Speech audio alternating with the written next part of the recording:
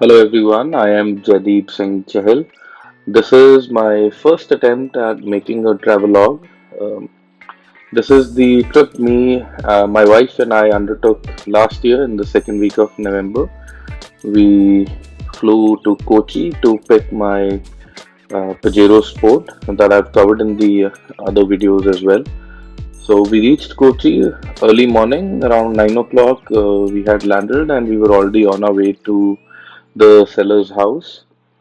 The deal had already been completed. We had already made the entire payment and the paperwork had been concluded. So this process was just to go and pick the vehicle. So once we reached their house, I inspected the vehicle for being roadworthy because the plan was to drive it all the way back from Kerala to Punjab in the next 7 to 8 days. And I checked the basic fluids, I checked for the engine oil, I checked for the transmission oil, I checked the tire condition. It was running a set of Chinese tires, but the tread was around 80%. So that was due for the rest of our trip. Nearby, we were recommended Code 6 tuning. We went there to get the basic inspection done, realized that it needed another set of brake pads. Then in the evening, we went on a ferry to the nearby Fort Kochi area. This was a very new experience as Kochi's got a lot of inland water, and the huge water body is being used as a mode of transport as well. The ferries are moving around like buses. They've got quite a few stops, and they transport around 100 people in one go. So we took this ferry, we paid 6 rupees per head, and it took us to Fort Kochi area.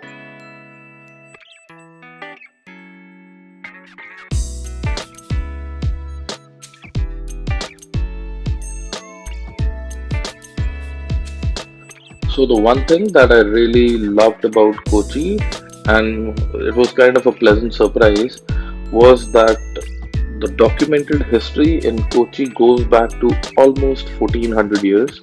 There's very beautiful churches and beautiful museums that have the proof of the Portuguese, the British, the French, the Chinese, and all possible explorers having come into Kochi. Also, the Chinese nets that were brought in here by the Chinese around 800 years back. They were really a sight and they were still preserved as they were set up around 800 years back. And also, Vasco da Gama, the world famous explorer, is buried in Kochi as well. Now, coming to the most exciting bit for me was the Naval Maritime Museum at Fort Kochi. They had a beautiful display of weapons and naval weaponry and radar systems and all sorts of torpedoes, big and small guns. So those were really a sight for me. Also, I got to see the beautiful British-made Sea King helicopter. I never knew India had one of those as well. And after that, we went to the spice market, and by the time it was late in the evening, we were headed back, and we went and crashed early after a very good dinner at the Grand Hotel. That is one place. If you're going to Kochi, the food there is amazing. So starting with day two, we woke up early and we were out of the hotel by 4 a.m. Uh, that was to actually save us from the traffic in Kochi. So we left out early. We were headed to Bangalore. The destination for the day was supposed to be 6 Mile Customs at Indiranagar, Bangalore, owned and run by Thomas, Zach's younger brother. Zach is who imports Ironman into India, Ironman 4x4 items. So this was supposed to be a 10-hour drive as per Google Maps, around 550 kilometers. So leaving Kochi, we took National Highway 544 and bypassed Coimbatore. Uh, We stuck to this road till Salem, and from Salem we turned onto National Highway 44. Both the roads were amazing. There was most of the way was 4 or 6 lanes, no hiccups. The vehicle ran beautifully. We Since we needed a fresh set of brake pads, so we were keeping an okay pace, not going very fast, and factoring in all the stops and halts on the way. We were at Bangalore at the workshop by around 2:33. We made it in very good time, and we were there in time to get the work started on the car that very day itself. So thanks to Zach and Thomas, work started immediately once we got to the 6 miles customs workshop. So here we picked a set of foam cell dampers and springs for the Pajero, a light force 170 halogen light set, upper control arms, a bull bar. So everything, the old suspension was pulled out and the new one was installed there and then. Thomas has a beautiful store. 6 miles is worth visiting if you're into off-roading or overlanding. There's a huge display of stuff. And so the boys installed the bull bar and the suspension pretty quickly. The stock that you see here was in a very sorry state since the vehicle had been parked for a very long time. The rubber parts were not in a very good shape. So the project took shape pretty quickly. We did the alignment at night and we were ready to leave by the next day with everything installed in time. So after spending half of day 2 and the entire day 3 at 6 miles customs in Bangalore installing the new parts, we left for Goa day 4 morning at around 5:30 am. As per Google Maps, it was supposed to be a 12 hours drive, which is around 650 kilometers from there. We took the National Highway 48 till Hubli and then turned onto State Highway 67. This is the scenic route that goes through the Mollim National Park, which is home to the Indian civet, the black leopard, the, the Bengal tiger as well, and a whole lot of other animals and a huge variety of deer as well. But the Pajero had a surprise for us right when we were nearing Hubli. I got a very funny feeling in the accelerator pedal. The vehicle seemed to be pulling back, so we had to pull over into a gas station to check what was wrong, only to find out that we were losing ATF, that is the automatic transmission fluid, bright red. So luckily that gas station had a supply of the Indian made ATF, which I bought and topped up, only to realize that as the vehicle kept moving, it was continuously losing ATF at an average of around 1 liter per 200 kilometers, I would say. So we reached Goa, topping up the ATF. On the way, halting, checking for the temperature, topping up again checking the temperature, topping up again, and because there was no other option, we had to, reach Goa, and there was no option for repairing the vehicle on the road. It seemed like that the leakage was coming from the torque converter, probably a bad torque converter seal, as I had already mentioned. The vehicle had been sitting for a very long time, and that does not do well for your rubber parts. So that was one call we had to make. So we kept topping up and driving.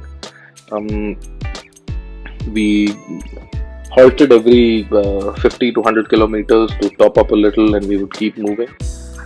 But still, that did not spoil the fun entirely. We really enjoyed the drive through Mollim National Park, which is highly recommended by our friends. Uh, Entering Goa, we took a short detour and stopped at a workshop, a local Goan workshop, to get the vehicle checked. Probably the repair was you know, beyond their scope. So we topped up again and continued to our destination for the day, which was Calangute Beach, a very beautiful Airbnb by the name of Casa Azure, and we were there by around 6:30ish. Before dark, we were there. Still made it in good time, and there we had the next day and a half to rest and relax and figure out repairs for the Pajero. So day five of the trip and second day in Goa, I took the Pajero to a local workshop to get it checked. So there we concluded that the leakage was from a faulty torque converter seal. It was only leaking while the vehicle was running. So I decided to continue as it is. So moving on to the next day, that is day six of the trip. The plan was to reach Alan's workshop in Navi Mumbai by lunch or post lunch. So we left early in the morning at 4:45 as per Google. It was supposed to be a 12 hours drive, around 560-ish kilometers.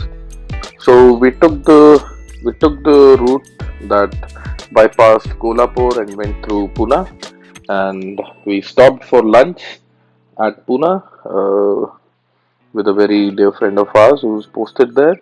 And after a quick lunch, we moved on to reach Alan's workshop at around 4:35ish. I wish I could record what all we saw there. It is probably the best and the biggest collection of all sorts of rare vehicles you really won't expect to see in India. But so we that is something that cannot be on tape.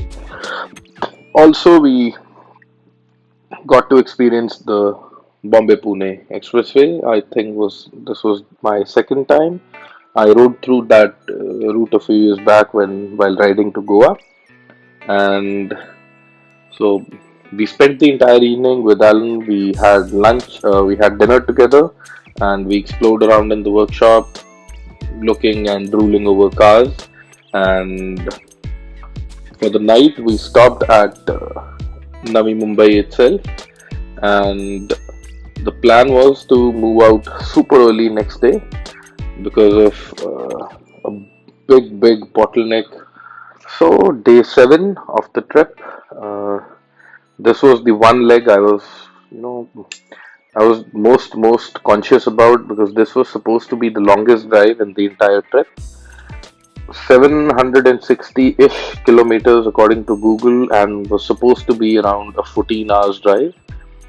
So we headed north on the NH48 to avoid the traffic and the bottleneck at the Fountain Hotel. We moved out at early morning, 3:45 a.m. So going north, we took the route via Vapi in Surat to reach Vadodara at around lunch. This stretch of road is beautiful. Last time when I drove north from Bangalore, we got crazy traffic on this road at night. So lucky to have crossed it at a good time. There was practically no traffic, and the road surface is very good. So we reached AMX 4x4 at around lunch, which is in Vadodara. So we picked up a few parts, and glad that I asked for a route recommendation from our friends there, who told us to avoid going into Ahmedabad or taking the expressway, which I would have otherwise. And they guided us to take the state highways of Gujarat and pass through Godhra to reach the destination for day, that was Udaipur. So this was one pleasant surprise. The state highways of Gujarat are very beautiful. Very amazing surface, wide open 4-lane roads with a separate service lane, which is barricaded, and so nobody going on the service lane can enter the main road.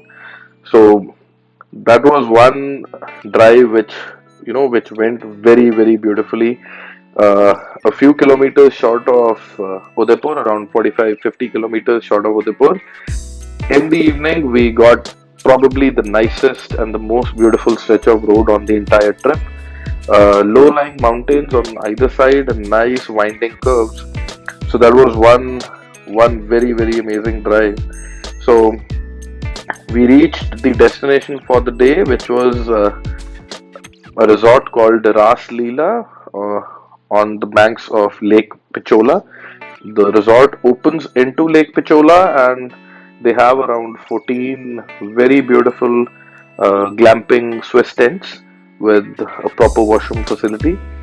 So lucky to have gotten the view, the room with the nicest view. Um, the pictures actually don't do justice. We had a view from the bedroom, and we had an even better view of the palace inside the lake from the washroom as well. So this was probably the best stay we had, and the best accommodation in the entire trip. Something I would definitely want to do once again. I would highly recommend the place. I will highly recommend the food. Everything that day was perfect. Just what we needed after a long tiring day of driving. So we made it there in good time. We were there by the time it got dark. So getting to this place is a little tricky. We had to park around 2 kilometers away in a secured parking, and the hotel people sent an auto that loaded our stuff on the auto rickshaw and took us through these really narrow lanes of the old walled Udaipur city. We were a little skeptical about that before we got to the place, but trust me, once we were there, the view and the food, it really compensated for the entire hassle. So I would definitely recommend it to anyone because it borders it is right next to the 75-80,000 rupee room that you get at Oberoi. This place is right next to Oberoi. It shares the same boundary wall, and I think at around 1/10 the cost, we probably enjoyed more than we would have at Oberoi, I feel. So waking up on day 8 in the morning, the lakeside view was so beautiful that we did not feel like leaving that early. We decided to stay back for a while, have breakfast, and then leave at around 10:30, only to find out that the minute we were about to exit Udaipur and head to Bikaner, the vehicle got an engine check light. We took it to a nearby workshop and we scanned, only to find out that the mass airflow sensor is faulty and the vehicle is going to be in limp mode. There was no replacement available locally. So we decided to continue towards Bikaner in limp mode, maxing out around 100-110. We got delayed by a few hours. We left around 2 o'clock in the afternoon, but we managed to reach the destination for the day, Laxmi Nivas Palace, by 8:30ish, only in time for dinner. That is, the Laxmi Nivas Palace is one place one should definitely see. There's hundreds of trophies mounted on hunting trophies on the walls of all sorts of animals. I think I was walking around and exploring the entire place for good 3 hours late into the night, and we went to bed on time only to wake up early and leave the next day, heading out to Amritsar. That was supposed to be a long drive. Uh, so after an early breakfast at Laxmi Nivas Palace, we moved out of Bikaner around 9:30 in the morning. We continued north on National Highway 62 till Lankansar, where, to our surprise, we discovered that National Highway 754, also known as the Bharatmala Expressway or the Amritsar Jamnagar Expressway, was showing on the iPhone maps. So we decided to explore a little. We took a detour, and after some off-roading, we managed to get on that road, which was not open for public as of now. That was one very, very good decision. So we got to drive on a road with zero traffic, three lanes going one way, all to ourselves, and no traffic and no speed limits at all. Even though we were in limp mode, the car managed to gain enough momentum to get us to 130, 135. So we drove well on that road for around 100, 150 kilometers only to reach a point where the Indira Gandhi Canal crosses the road and there was no bridge.